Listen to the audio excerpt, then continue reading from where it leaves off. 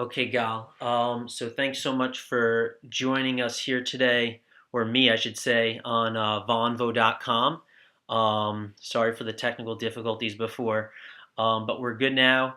Internet's working, and let's just go directly into some of the questions right now that I have regarding what's going on in Israel. And why don't we just start right now? Where are you located exactly? In what town? How far away from you are from any of the major cities? And what's exactly going on in your area? Sirens going off? Any missiles hit? Can you just tell us your story right now? Well, I live in um, a little city that's called Reut, which is Reut Modi'in.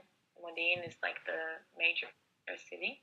We live 30 minutes from Tel Aviv and 30 minutes from Jerusalem, just in the middle. Okay. No sirens here, no rockets here, but I can tell you I live about 25 minutes from the rockets in the south. Like Gaza area is only an hour and a half for me. And 30 minutes from Tel Aviv, which the rockets started on Thursday there. And I was in Tel Aviv in the first siren. What So day did I that? experienced it. What day did that happen? What? What day did that happen? The first siren? Thursday. And you were in the city when that went off. Thursday was the first siren in Tel Aviv. Um, it was evening. I think it was like 7 in the evening. I was at my friend's place, and the siren went off. So what was like your immediate reaction upon the sirens going off? I mean, like you were inside a house. Honestly, I left. You laughed. Yeah, because it's so like unbelievably weird and scary, and I didn't think it would get to Aviv.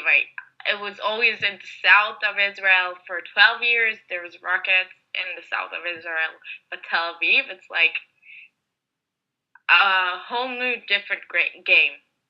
Yeah. So Totally. I think we didn't know how to react and where to go and what to do with ourselves at that moment because we were not prepared at all. And Tel Aviv being such like a vibrant, beautiful city, like there just must have been chaos in the streets when the sirens went off over there because they're not used to the sirens going off that far up north into Israel. It was so weird to see like people just keep on going and like they don't know what to do over there. They really don't. Like the south of the country really knows how to react to a siren. They know what to do. And we hear it on the news all the time. You need to do this and you need to go there. But like when you're in the middle of Tel Aviv, enjoying your coffee, let's say, like it's so weird suddenly and you actually don't know what to do. Like I saw people just like shocked, keep on going because they have like no immediate place to go into. Like it was kind of a shocking, but after that they opened the shelters and which were not open before, and started to like educate the people in Tel Aviv and how to act and why, like what to do when the sirens go off. Yep.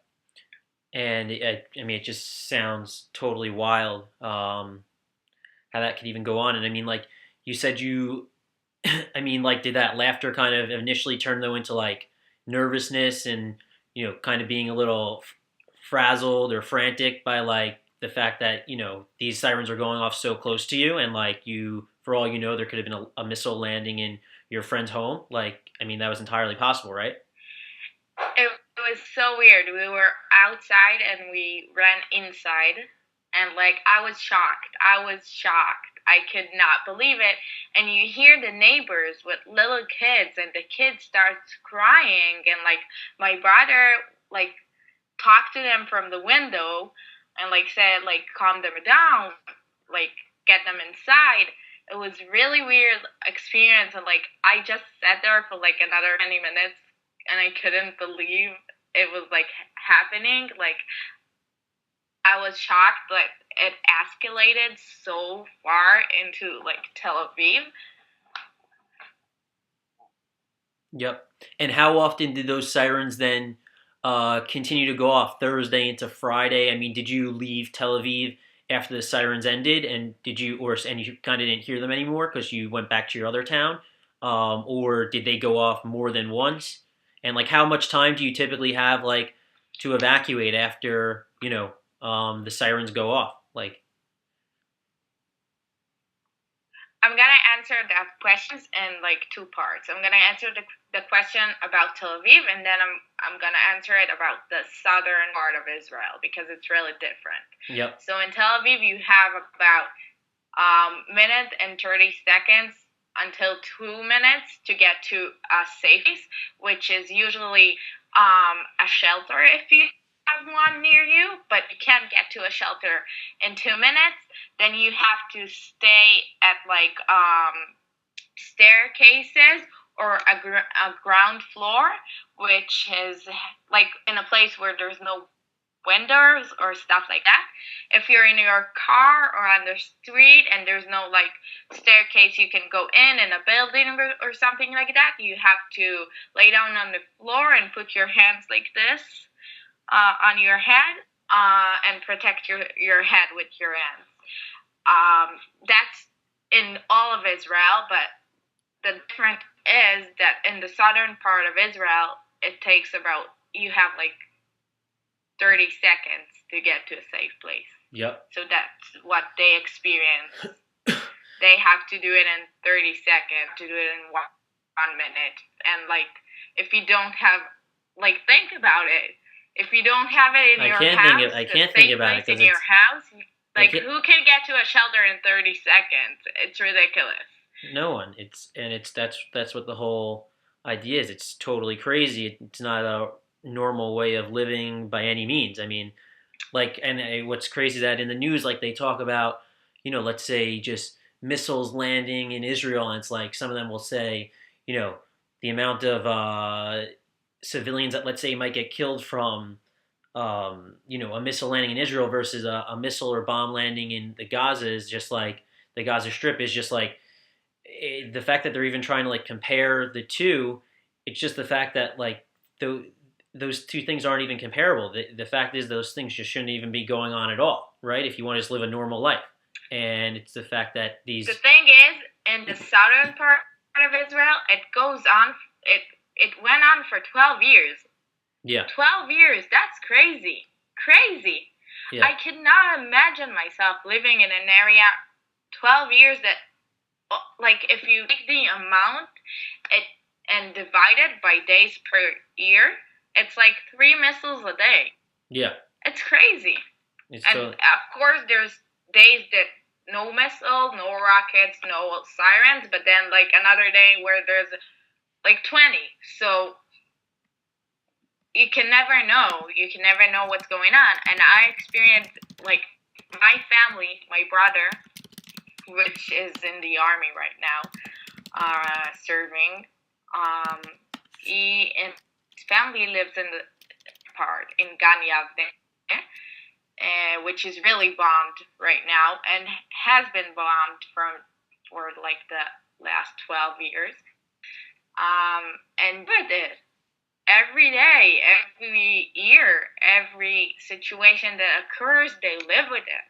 And my nephew, which is 4, they moved to our place right now because it's unbearable to live there. Yep.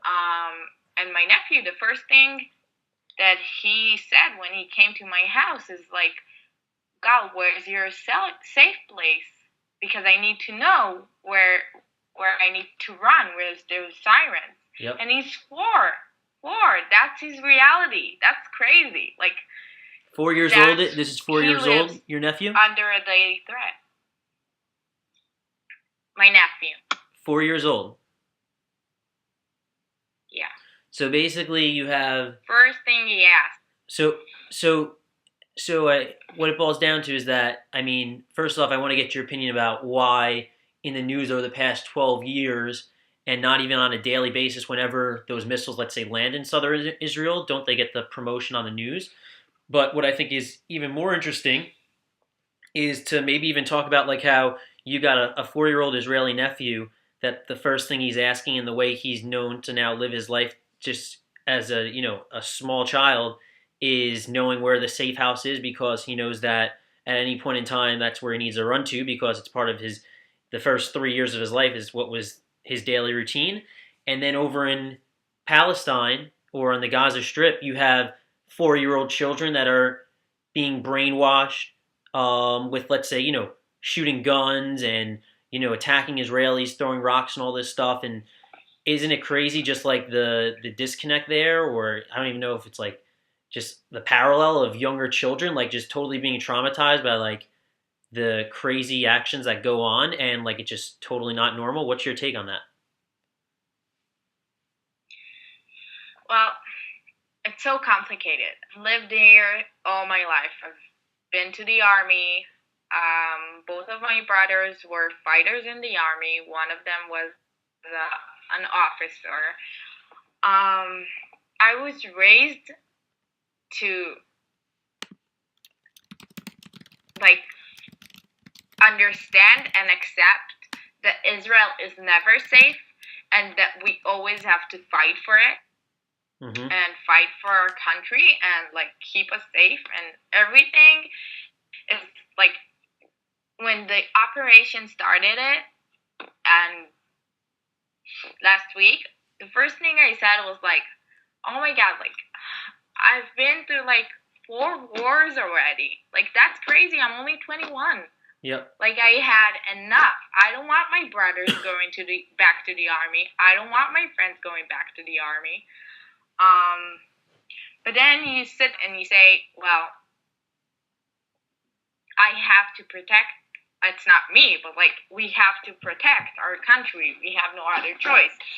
I think that they kind of overlook the daily rockets on the southern part of Israel because, first of all, most of the people live in the center of Israel. Yep.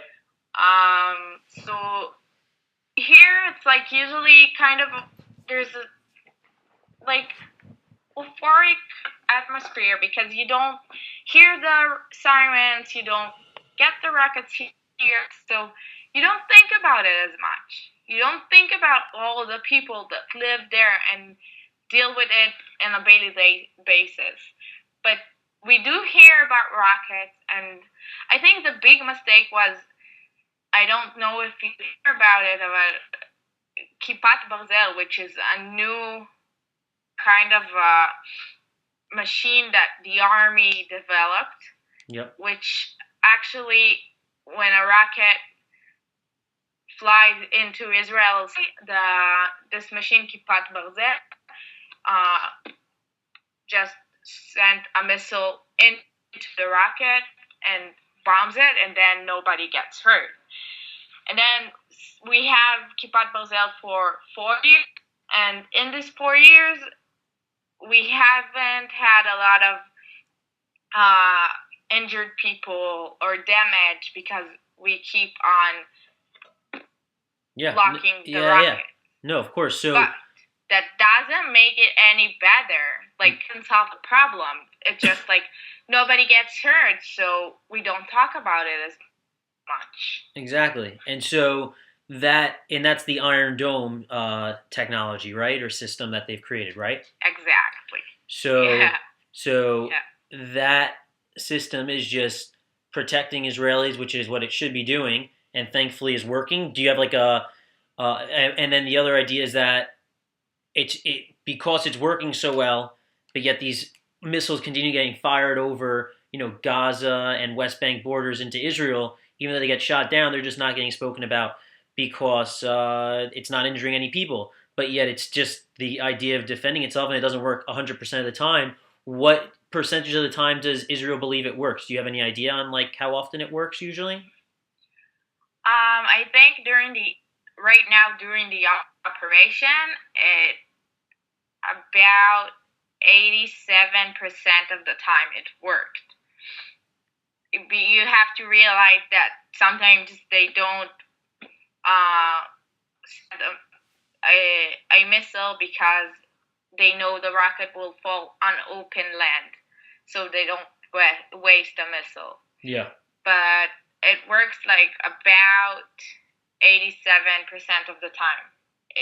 So a lot of the rockets, even in the operation, are being brought down.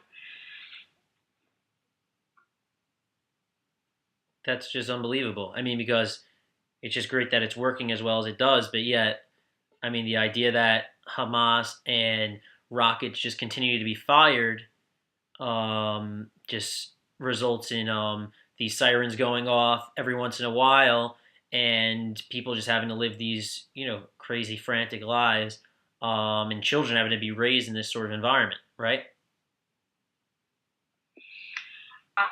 It's crazy, and it's crazier that the world does not see that.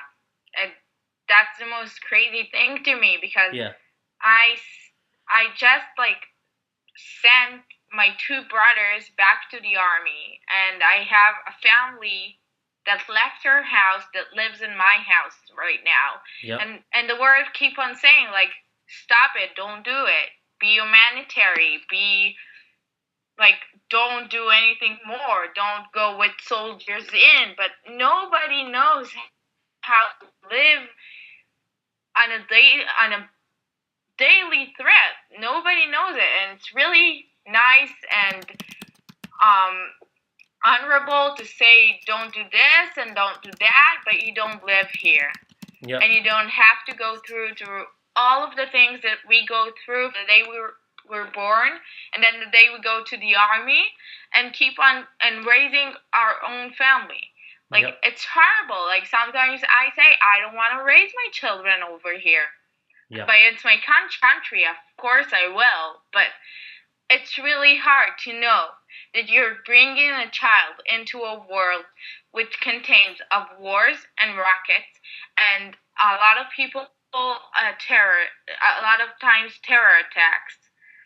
Yep. For my life, I don't want it. I don't want it, kids. Nobody does. Yeah. But then, like. So what? It's, oh my god! That's just like wild. And I can't even. It's so hard to believe. And it's almost like. Think about it. When you guys go to college at 18, I to the army. I got a gun. I was told fire. Unimaginable to you guys. That's what I did for 2 years. I was in the army. I stopped everything and went to train in the army. Yep. Yeah, and then that's our reality. Yeah, so ultimately, right now with everything going on, why don't we talk a little bit more about your two brothers? I mean, or you said your two brothers, right? That got sent back to the army, or two nephews? Two brothers. So two brothers just went back to the army, and like I'm trying to allow like Americans to understand what that's like, because it's so probable that it could happen at any time. Like, what goes on with you? How do you even like feel, knowing that like happens, and knowing that it's just because people, a few hundred miles away from you just feel the need to continue to blast your beautiful country with, missiles after missiles, and are just simply trying to defend themselves, which any normal country, such as America, or if Mexico started sending in missiles into Texas or something, a state in the United States, like, we would immediately be, bringing upon force into Mexico to get it stopped. And like you guys have been dealing with this, what is it just like? What goes through your head knowing that your brothers have to deal with this whole saga again? And how does it make you feel? Like, give me a little bit personally. Well, it's hard because I'm at an age, my brothers, I'm at the age that we just got released from the army. So all of my friends were called to be reserves as well. So it's like, so like three boys that are not still in the army went back to the army, and two of my brothers like were left with no friends right now, boy like friends. Yeah. And it's crazy. It's crazy. It's so hard. Like you think about it, and you say like they're going to a dangerous place, and they're not gonna sleep at a little nice house with a little nice bed. They're gonna sleep at the field and be cold. It's winter right now, and like Yeah. I texted my friend today, are you okay? What's going on? Haven't heard from you for so long since you went away. And he was like, we're training all the time. I got no time to speak. We're trying to get as prepared as we can if something happens. Like, that's hard to hear your friends say that. And it's really hard for my nephews that their dad just left them at my place and like went to be in the army. Yep.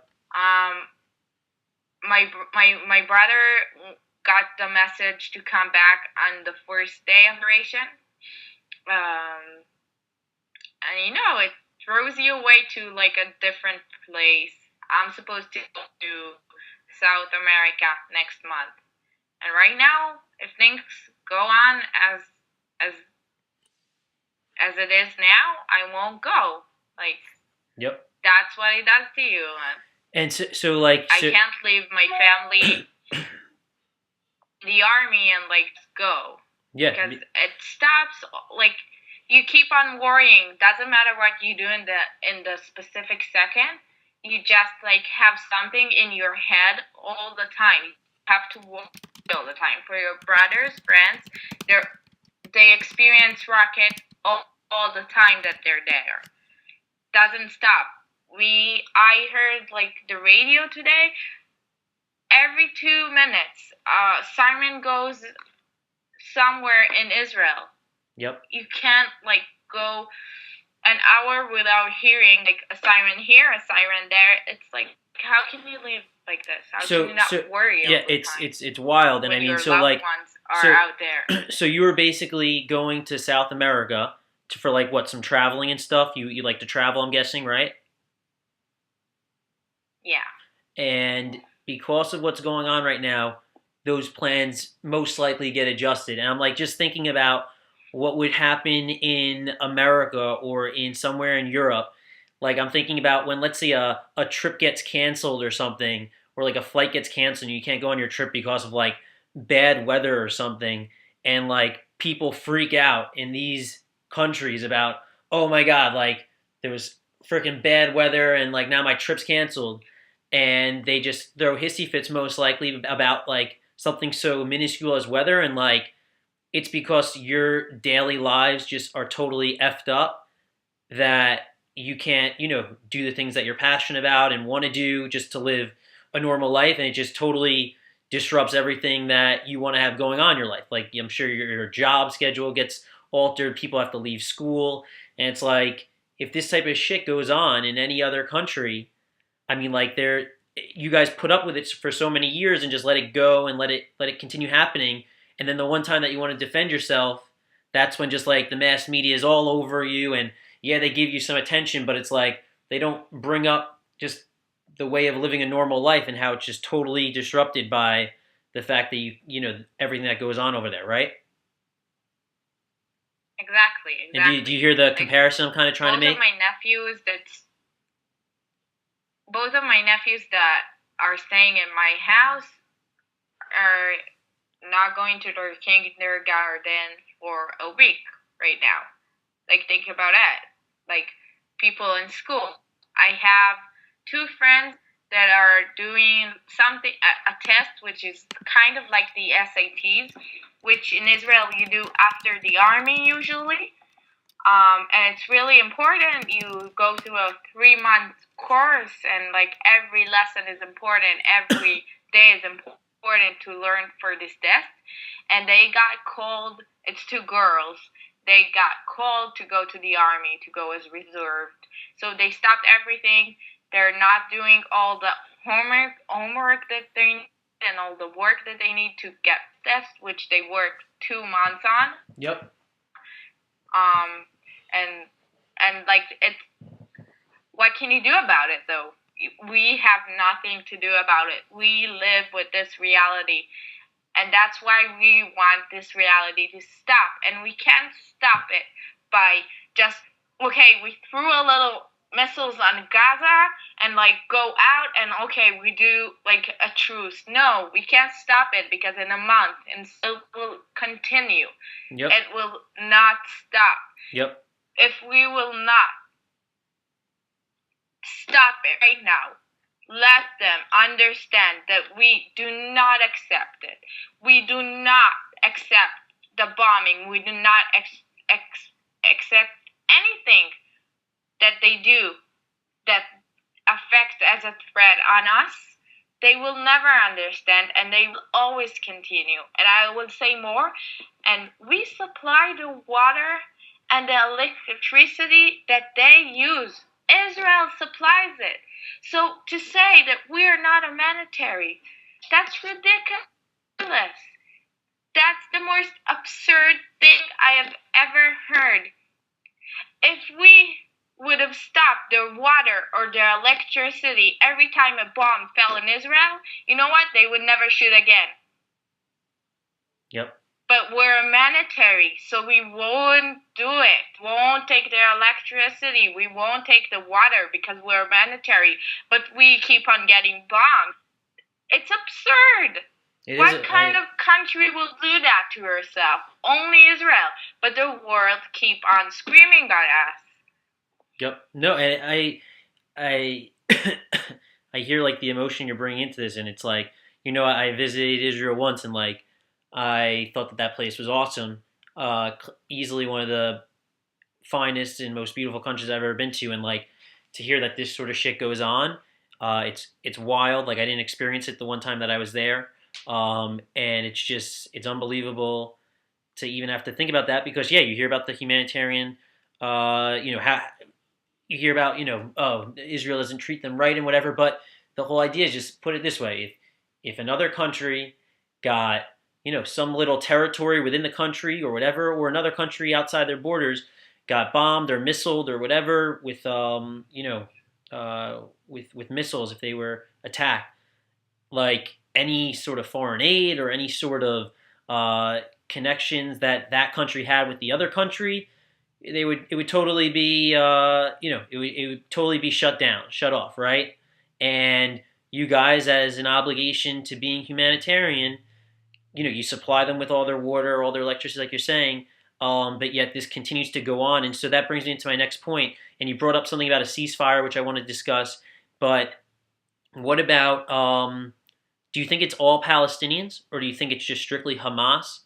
This has been going on for decades now. So I mean, I'm not an expert on the, on the area, but I know my stuff. Hamas, let's say, wasn't nearly as relevant 20 years ago as it is today. So do you think it's the rise in Hamas that's really the total cause of this? What do you think is? Do you think this is a war on religion? Do you think it's a war on life? Or do you think it's just strictly this, small little, let's say, terrorist organization in Hamas that is, driving or, causing this? What do you think it is? Well, when you have a place which does not have a real Democrat,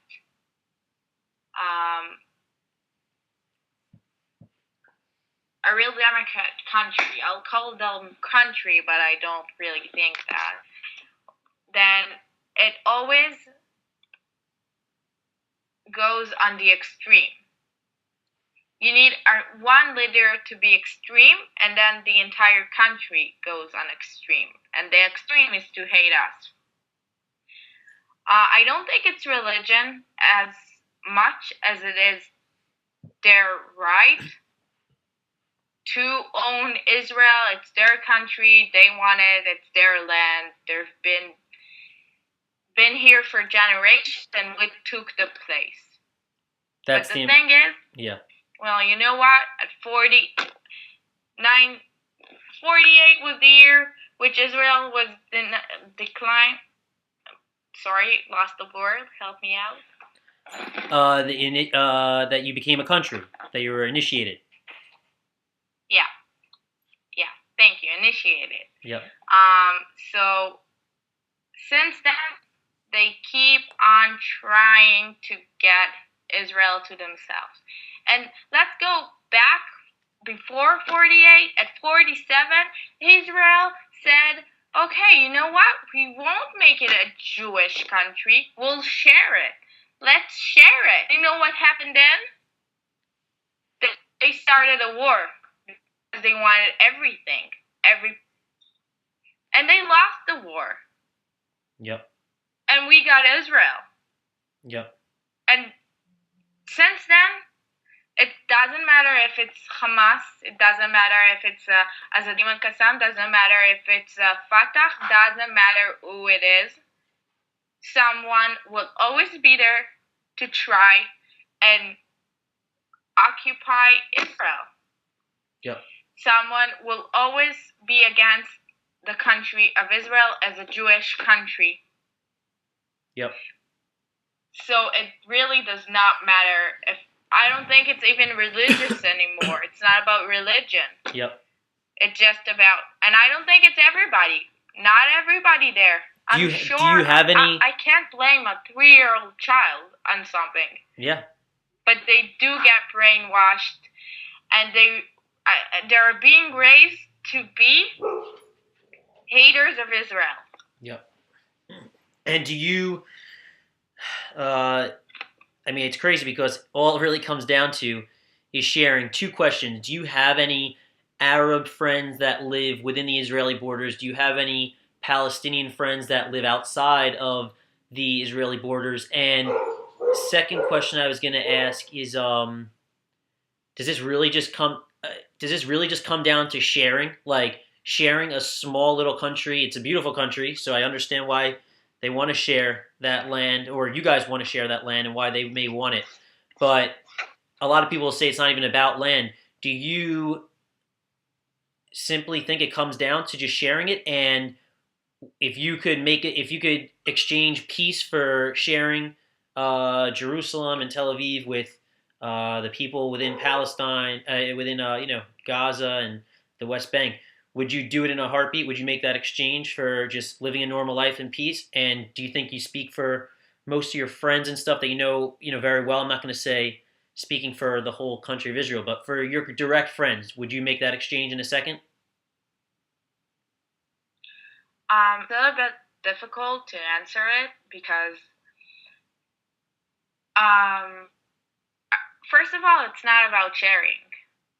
I don't think it's about sharing. They don't want to share it. They want it all to themselves. But you're willing to share when it. You're dealing with. Are you willing to? Are most Israel? I am sharing. I'm sharing right now. Sharing Jerusalem with them. I am. Yeah. And I'm sharing a lot of different parts of Israel with them. I am sharing.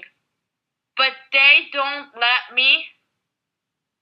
They don't let the country to share with them all the way because they keep on bombing us or attacking us or doing something that cause risks to Israelis. So we can't share it. The Gaza area, we share it. Like it's our, I know it's like theirs, but we give, as long as we give electricity and as long as we give water, I consider it ours. A lot of areas in the north of Israel they have so many villages there. They have so many places to live that nobody in Israel goes in because we're scared. Because the last time that someone went into an Arabic city, he was lynched. So I can't share it. I already gave them something and they decided that it wasn't enough. And you can't share it with someone who does not want to share, you give them a finger, they want the whole hand. So you can't give them everything. You can't. It's unbelievable. No, that's it's crazy the way you put it. And I feel really bad for everything that goes on there. It's because ultimately, like they're able to travel in and out of Gaza, right? I mean, with just proper identification, like obviously going through a security checkpoint or whatever.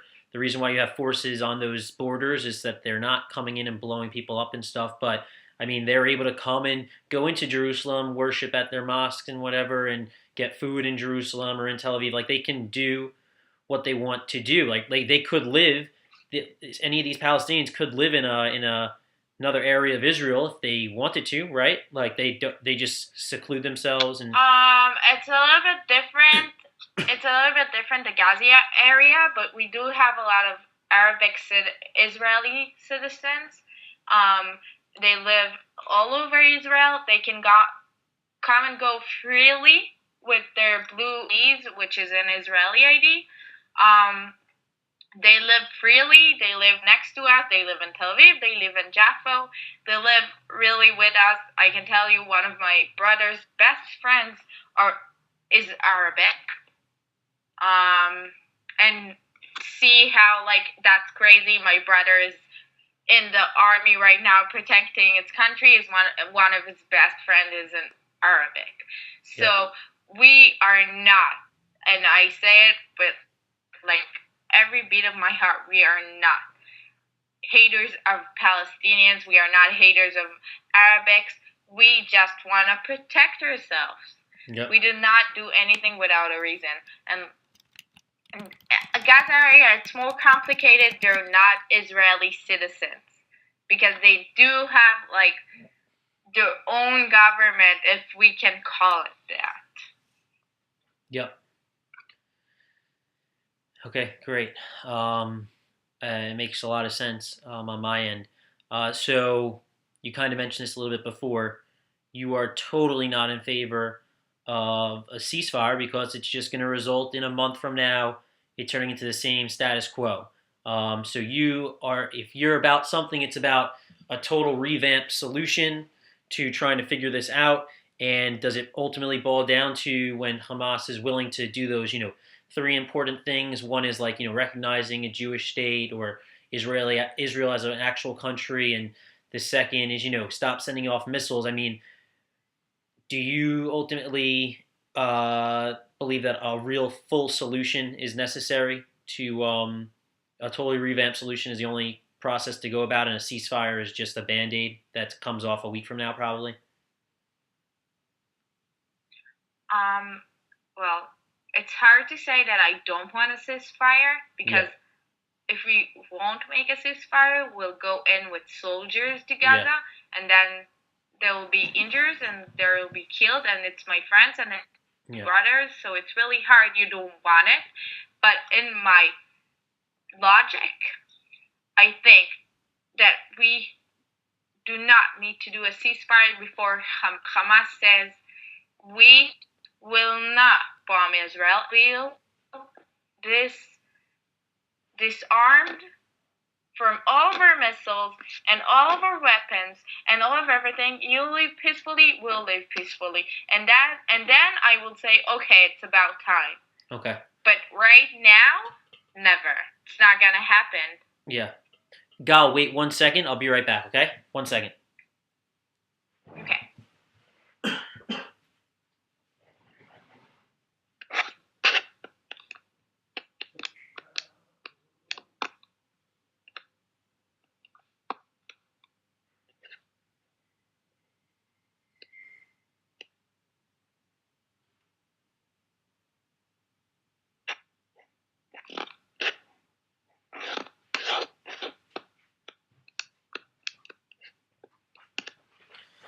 Hi, sorry. Dog need to go out. Okay. All right, so let's move into a few other. By the way, this is great. I'm really happy that you're, really sharing it from the heart because this is what this is all about. That's what my company, Vonvo, by the way, is all about. We want to empower people with an opinion, give them a chance to share their mind, speak their mind about real current crises that are going on and revolving around current events and with this crisis going on right now. I obviously wanted to reach out to people such as yourself and others to really have their opinions be shared because it needs to be known what's really going on. Um, Another thing that I wanted to bring up, um, you don't have any like pictures on your. It's not going to come out that well. I was going to ask if you have any like pictures on your phone of when the missiles were going off, that maybe you wanted to show to the camera. I actually do. Yeah, can you like point them at the camera where your face is right now and see it? Sure. I don't know if they'll be that clear. They probably won't be, but we could try. Was it pictures of like people running away and stuff? I'll try. I can. First of all, that I can. This is. I don't know if you can see it. Okay. This is my friend, which is. She's an officer in the army, and she. Uh huh. I see it. Wait. Yeah, yeah, I see it. She's. While sirens go off, she's in a shelter. Uh huh. So that's my friend. Again, that's their shelter. Gonna try and find. I know you can't understand because it's Hebrew, but this is a picture of the screen of my friend, which you can see about every few minutes there is a siren. This is it says Oh, is that on like our phone is when that the a? siren goes Oh, off. so it's like an update screen. It has updates of what's going on. Yeah, Wow, that's yeah. crazy. So that is About that. every siren because she lives in an area which the siren go in the southern of Israel, which they have sirens all the time. This is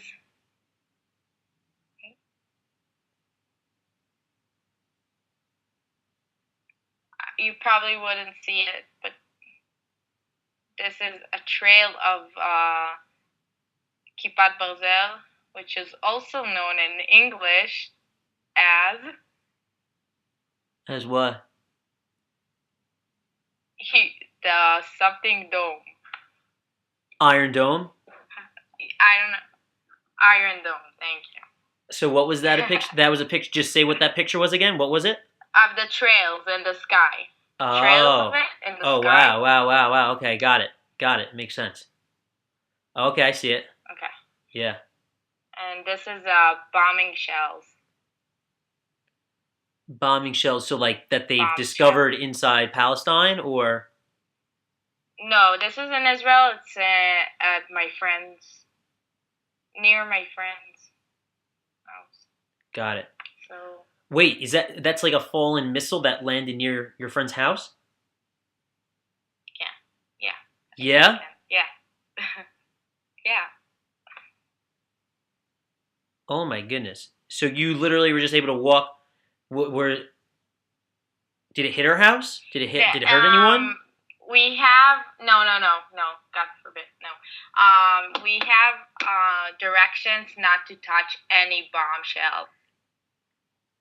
Oh my goodness. So even if you see one, you can touch it. Wow. Okay. That's amazing. Thank you. I'm glad I asked you that question because I saw each of those pictures pretty well, and that's nuts. Um, so I mean, let's see what else I have that I'd love to ask you. Do you think that there? This is a good question. Do you think that there's any rational reason or justification for why Hamas is doing what they do? Do you see? Have you ever seen any or ever like heard? I'm sure you've done a bunch of studying and stuff. Is there any ounce of justification on your end of why this happens, and if it not that it should continue to happen, of why maybe it's all started? Have you ever heard of like anything that you do semi support? I don't know why it all started, but I do hear so many things, and you can't just like be oblivious to what's going on there. Yes, they are under a kind, just the Gaza area. Let me just point that out.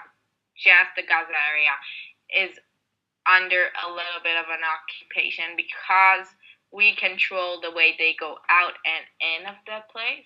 Mm-hmm. But I will say this: they leave us no choice. I think we are a humanitarian, but there's some cases that I've heard that I had a little bit of difficulty to understand the Israeli behavior about it. You hear a lot of things like at the barricades where there are soldiers and like pregnant women, a lot of you more the part of the humanitarian things, and then you sometimes it's hard to gather why it's happening, but then you do have to realize sometimes the pregnant woman is a suicide bomber. So as as much as we want to be a humanitarian, we have to check and we have to take care of our our side of the country. Yep. So I can understand why they want their freedom, but they should understand that they can't have freedom when they're saying Israel is not a country to us and the Israeli government does not mean anything to us and we want to destroy Israel. As long as they're saying that stuff, we can't give them freedom. It's great, and I mean, I obviously they're referring to the people of Israel, and you want to think directly Jews, although there's Arabs and Catholics, Christians. That I mean, it's a very diverse country, but it's just like crazy how they want to destroy the country that they're so and like turn into ruins when they're the ones that are fiending to live on that same land and live peacefully just amongst themselves, right? And it's like they want to destroy you know, uh, the beautiful aspects that make the city great and the country great, right? Doesn't really Because make they want to destroy us. yeah. They want to take us out of the country and live in it. Yep. Um, Let me see if there's any other things. I mean, I do have some other questions, but maybe because I know we've been speaking for a little bit, and I don't know, if you have some other things that you want to get to, and you got to stay safe. Quickly, like I mean, it's dark in Israel right now, but I mean, like the streets, I'm assuming are just like very clear right now, and there's nothing really going on right now, right around you. I mean, because you're outside the city. Um, right now here there's not much, but there's usually not much movement in my. Okay. Actually in Tel Aviv, which I've been there on Saturday too. A lot fewer people. There's not as people. Usually Tel Aviv is like the party city, and you go there and you have fun, and you party, and you go to pubs and bars and clubs. So I can tell you, my friend is a bartender in Tel Aviv, and he said that the weekend was like he never saw something like that in his life in Tel Aviv, which was like, Yeah. still people are going out, still people are walking, but definitely a lot fewer people. Um, but in the southern part of Israel, a little bit of people walk in the streets, but really, like so few. Most of the day, nobody goes out. None of the children are going to school. Yep. You just go out when you have to do an errand, and you go back home. It's crazy. That's nuts. I mean, like, I'm just like thinking like there was a hurricane over here in New York, and like I like see a little bit of a comparison, but like then when I take the fact that it was 10 days that I had to do that here in like one of the worst areas of New York, and like you have to do this each day, each week, 365 days a year, like it's constantly in the back of your head. Knowing that you might have to just run home and you have to stay in your home for hours because you can't leave. Like it's just crazy to think about. Um, okay. I have to say though, it's really the southern part of Israel, like Yeah. center from the center and But the north. but and that's fine. But now, one of the soldiers that I spoke to 2 days ago or 3 days ago said that they recently shot off missiles into Jerusalem. Is that correct? Yeah, it is. And so once you start doing that, then you're just threatening It the. was one missile actually, but or two. I can't remember. But it was once. It was on Friday, I think. And that's unheard of. That And you know what? I have you ever heard of actually that? wanna like say something about all the situation because I have to say we relate to the bombing in Tel Aviv so much, but like the southern part of Israel experienced bombs and missiles for 12 years, and it's something to be like. It needs to be said. They suffer every day. We live our lives much better, and they suffer every day for 12 years, and like that's like a thing in Israel which is on debate right now between us. That's like how do you take the shooting in Tel Aviv so badly and so like seriously when there is only four rockets in Tel Aviv and there's thousands and thousands rockets in the southern part of Israel. So you have to be really and then proportional. another thing to think about is just like, I mean, I remember when I was younger, like I would listen to the news and hear about stuff going on in Israel, and it would be like the whole that whole suicide bomber phase that was going on, right? And like I'm sure obviously you Yeah, remember that. yeah, And so what they and those were going on in major dense cities, right? Like in the middle of Israel, right? Not just in southern. That's gone. yeah. So what? Yeah. So That was everywhere. That was Tel Aviv. That was Jerusalem. That was everywhere that they could reach to. And so I can so tell you that people still. it's just that's not a substitute to go to remove suicide bombers and replace it with missiles. You know what I mean? Like what is the Definitely not. I think every part of Israel got a lot of terror attacks on whichever kind. yeah But in these days, the southern part is not that I'm taking Tel Aviv as not important or just have to. And yeah, it was a lot of years that there is bombing in Tel Aviv and Jerusalem and Netanya and like a lot of years there were rockets and missiles in the north part of Israel.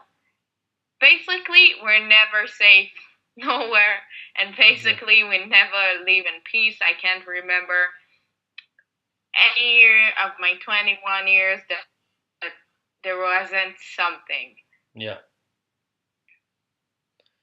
It's remarkable. And by the way, you're extremely brave for having to live through that. What I was going to mention is, so I mean, what about in terms of like the media and publicity? Like, does it just kind of hurt you even more that these things don't get spoken about? Do you think there's tons of Israelis that, want to really foster this sort of message amongst people? Like, what do you think the reason is why these things don't get brought up? And I mean, we haven't even really touched on, and we don't need to. We can talk about another day, but like, touching on the whole human shielding and rockets underneath, school buildings and stuff like that. I mean, like these are just a ton of different things. Each person I speak to right now, I'm just noticing more and more things that like maybe I hear about once every few years, and like when a crisis comes about, like right now, it's like all culminating and coming together, and like I don't know, for me, the dots really connect right now. And I'm not saying that there's not another side of the story from like Palestinians, but I'm actually, we're trying right now to, get an Arab point of view about what's going on. But it's just like, why don't you think the dots have been connected over the past 12 years, in the past decade? Why does it just kind of suddenly happen now? And yet it's almost impossible to, broadcast all the facts over a decade-long period if you're not doing it pretty frequently, which doesn't seem to be the case. I think that every couple of years we get to the same point. Mm-hmm. We all aware of what's going on, and every couple of years there's something, and we say we had enough, we can't take it anymore, and there's an operation, a smaller operation, a bigger operation, does not matter, and then we do hudna, which is ceasefire, and then it happens again. Yep. So we always, as Israel, want to satisfy the world satisfy the Arabs, satisfy the public in Israel. We have to satisfy so many people that we always tend to lose the battle. Yep. Do you think it's got to come from the citizens, like such as yourself, the reporting? Ultimately, like when it comes to these larger companies, uh, the mass media, corporate media, it's just because they're just the it's just totally coming from the top what messages are being broadcasted, and it's not giving everyone a an open voice to voice their opinion and share their perspective. Do you think that might be part of the problem? I think it's a major problem.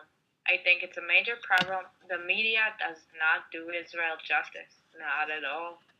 Yeah, and there's We yeah, yeah, lose yep. we lose the public sympathy because of the media, not because what's going on. Are you concerned that They if always yeah, no, I hear you completely. Um, would you do you think what's your let's go then into kind of like the end result stuff. It'll be a good way to transition into finishing up our Vonvo discussion right here. What I was going to mention is, what's your opinion on whether or not this ground invasion should begin? Do you know where any soldiers are located right now? And I mean, do you think it should happen? Obviously knowing that there could be a ceasefire put in place if you don't invade. What's your opinion on what do you think should happen at this point in time? I know the soldiers are all being sent to the southern part of Israel. I cannot say where, but they are prepared to go in. I know some of them are really frustrated that they spend some of them a week already without doing a lot except practicing. They do want to do something. But you know what? If we can make it work without our soldiers going into the area, I'll be the happiest person alive. But I don't think we can. I don't think we can right now. Not we can't allow ourselves not to continue in this operation Yeah. because that will be such a defeat to my eyes. If we settle for a peace, if you guys settle for a peace fire, you're talking about, and don't go in. Yeah, but like if they settle for a peace, truce, and they get all the things that they wanted to get, no problem. No problem. I'll sign it. Sure, why not? But we won't. Like the Hamas will not give up on the stuff they want, and we should not agree to the stuff they want. What are some of the things that they want? Can you repeat some of those? What are some of the things that they want? You think? They want all the exits from Gaza to be open, all the exit to Egypt, and basically that means that they can do whatever they want. If they want to, I don't know, like bring a nuclear bomb, they can do it, as because they have a freedom of all the exit. So you know what? Israel will be really stupid to let that happen, in Yeah. my eyes. And any other they want a lot of things. yeah, any other individual things that you want to share with? Because like I know that one, opening up the borders, and obviously in terms of opening up the borders, then you have the chance. I mean, it's interesting to They think want that. Israel to not do I have to think like when they kill a certain person which is really high ranked in the Hamas or whatever terrorist organization. So they want Israel to promise not to kill anyone, not to injure anyone of the terrorist organization people. What do you think it's going to take to Which see? means What do you think it needs to take on your end? Like and I mean, I'm not even sure how to answer the question, but I think you'll be able to. What do you think you want, like, so for example, if they agreed to recognize Israel as a free country and a Jewish state, if they agreed to stop firing missiles, I mean, like, are you going to want to see something? Like, it's not going to be enough to just hear it like verbally? Like, how do you like ultimately solve the I problem? want them, first of all, to stop firing rockets at us Yeah. and then start talking. And yeah, so that's where it started. There no rockets, no suicide bombers, and then and somehow get a guarantee that that's not going to happen. And then at that point, you think that it's worthwhile to start speaking about how to proceed forward with the solution, because if there's no rockets being fired, then that means that there's no rockets that need to come into those borders, right? If there's no rockets being fired, then there's no reason for Israel to attack the Gaza Strip, and then we can start talking about all the other issues. Yep. And then when we talk about all the other issues, they need to sign that they are willing to not be armed in any way for a long, long time. And if they can promise that, then no problem. I'll promise them everything. Yep. And you think most Israelis would agree with those few statements? Because I think that's important, what we were just talking about. You think most Israelis would probably go I through? think most people in Israel want to live a peaceful life. We all had enough. Yep.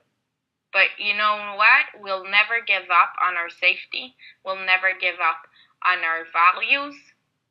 And do you think they've had enough, or they will never have enough until you guys are out? I don't think they had enough, and I don't think they'll ever had enough.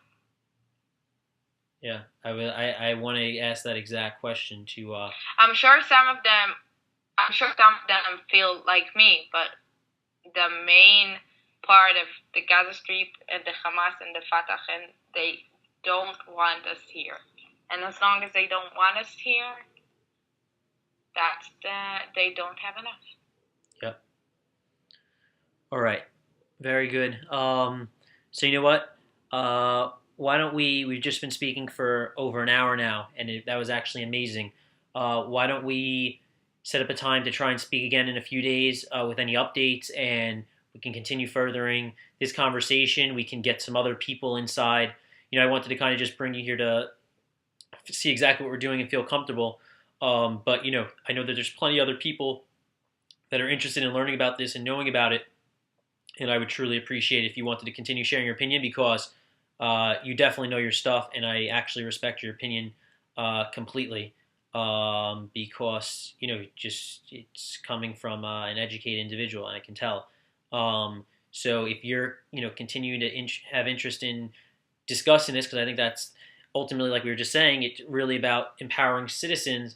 If you're interested in continuing this discussion, then we at Vonvo are more than happy to further it, and even allow this message to be broadcasted to more people, and have you speak to the right people about it. What I was going to say is, by any chance, do you have any other individuals that would be interested in also broadcasting their opinion? And at the same time, you mentioned your brother's friend is one of his best friends is Arabic. Do you think that he would have any interest in just talking about these same exact simple questions and addressing them and hearing the other side? Do you think he'll have any interest in doing that, or you're not that friendly with him? You probably can't answer for him. I'm not that friendly with him because he's not my age. Nothing to do with him being Arab. He's 30.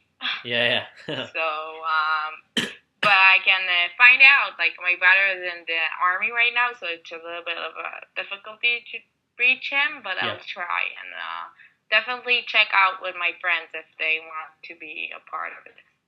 Okay, that'd be great, because we can have up to four more. We'd have four people inside this room talking at once, and we could have people listening to the conversation while it's happening, and we can have more than one room going on. So I think this is ultimately could be a huge step in really addressing the problem and trying to come up with some solutions, which I mean, you clearly seem to be in favor of doing. So that would be great if we could speak again. And thank you so much for joining me here on Vonvo.com. I hope you enjoyed your experience, your first Vonvo. I did, and thank you so much, Max, for listening. Yeah, no problem. I thoroughly enjoyed it. So that was great. Thanks so much, and I'll speak to you soon, okay? Thank you. Bye bye. Bye.